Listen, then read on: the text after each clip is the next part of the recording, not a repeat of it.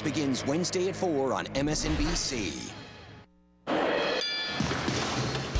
Welcome back. Time to mix it up on some of the other headlines of the day. New signs that Gitmo's here to stay, and Republicans launching their new blitz against the president's health care law. Not quite clear what they're for, but we start with a reversal on Gitmo from the Obama administration. The New York Times reporting that the Pentagon will soon lift a ban on new charges against detainees, clearing the way for new military tribunals. Of course, in his first days of office, the president promised he would close Gitmo and eliminate this sort of never approved third class of prisoner where you don't require any sort of process. I can just grab you, throw you on the island, and leave you there. 2 years later, not only is it still open for business, but they're looking to scale it up, it sounds like. It's part of what former Vice President Dick Cheney was talking about when he said Obama was beginning to see the war on terror his way. I think he's found it necessary to be more sympathetic to the kinds of things we did. I think he's learned that what we did was far more appropriate than he ever gave us credit for while he was a candidate. And let's mix it up with David Sirota, syndicated columnist and author of The Uprising, along with Mark Tapscott, editorial editor at the Washington Examiner. David, at the end of the day, does this kind of make all the Democrats who for the entire Bush administration were harping about, oh, it's unjust, you can't just randomly prison people, you got a military system, you got a civil system, you can't just create a third class of prisoner randomly and start torturing people. It's all this nonsense, only to watch the king of the Democrats basically say, actually, no, you can. Pretty much makes the whole thing seem silly, no?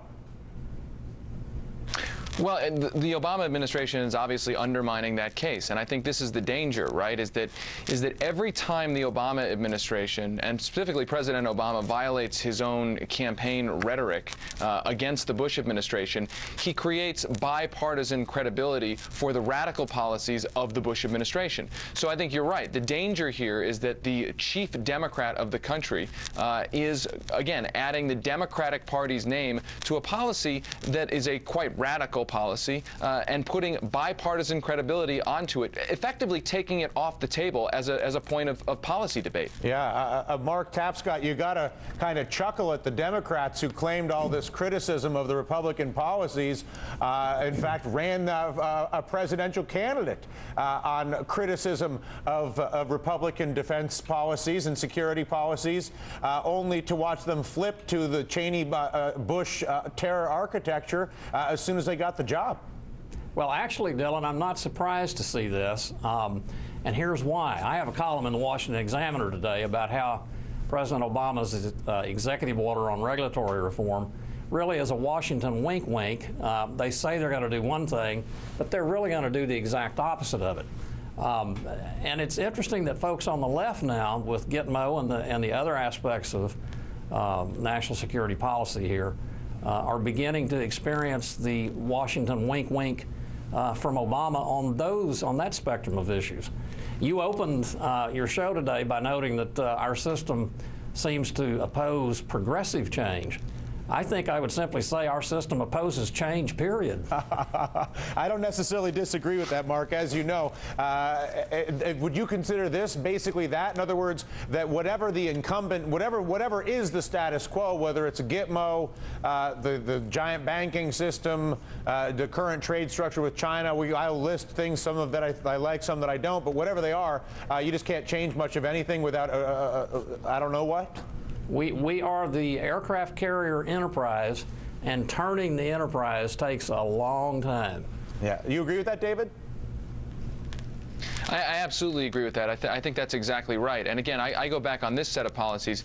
These policies put in place by the Bush administration dealing with Gitmo and civil liberties and the like, these were radical changes. So the one thing I would say is that after 9/11, in that immediate political moment after 9/11, there was a series of truly radical changes. But I think you're right. We've sort of resorted back to the status quo being impossible to change. And it goes to what Rahm Emanuel said, which is you never let a good crisis go to waste. Obviously, obviously 9/11 was used for the radical change that you referenced, whether you like it or not. And obviously the financial crisis was used by the financial industry to make the banks bigger than ever and guarantee permanent bailouts on a multi-trillion-dollar scale, so they didn't have to go through the ugly mess of having to send someone like Hank Paulson for a legislative mechanism to suck the money out. Now they can just do it through the Federal Reserve. So you got to figure somebody's good at manipulating the crisis, even if it's only the certain individuals. Next, the GOP blueprint as a follow-up to the House repeal vote. Republicans today launching a full-court press on health care. Take a listen.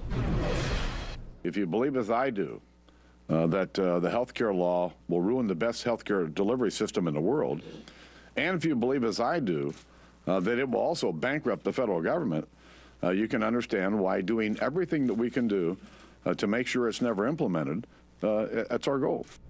Well, everything they can do to make sure it's never implemented, and they can do a lot. 6 different committees holding months of hearings and potential filibusters to force a Senate vote on repeal. But after riding the economy to a midterm shellacking and months of blasting the president for tackling health care instead of jobs, are Republicans now making the same mistake? Mark, you think that they go into this health care debate while leaving unemployment as an ignored concept at the same peril the Democrats did? I think the Republicans are very confident that having reached an acceptable settlement on the tax cut issue a couple of weeks ago, that gives them a little running room, if you will, to take up the issue that in their judgment, and I think accurately, was the #1 thing that was on the voters' mind, and that is to repeal this thing. We're now going to have the kind of debate that we should have had for the last 2 years leading up to passage of Obamacare, and we'll have a real debate that really looks at alternatives rather than having something that was written behind closed doors in Harry Reid and Nancy Pelosi's office. You agree with that, David? That we may actually get a real debate on dismantling the employer-based healthcare system, addressing the health insurance monopolies, addressing the backroom deals that Obama did with the drug companies, and so many of these characteristics? Or do you think it's that's a lot of nonsense?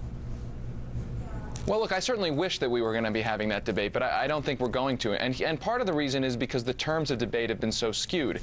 You'll notice that that some progressive groups, the Democrats, are saying that the Republicans are trying to go back to a situation where the insurance companies are between you and your doctor. Now, say what you will about the health insurance bill, whether you like it or not, this bill strengthened the health insurance companies. So we're not even really debating what this bill is. And the Republicans are saying it's a government takeover of health care. This is a corporate takeover of health care, in many cases subsidized by the government. And I wish that this repeal debate, although I don't support repeal, I wish the debate was about how to make the bill better, as opposed to simply saying, let's just repeal this thing and that will solve our problems. We still have an underlying health care crisis in this country with this bill and certainly without this bill. Do you agree with that, Mark? Well, David, that's not what the Republicans are saying. They're not simply saying, hey, all we have to do is repeal it and everything will be fine.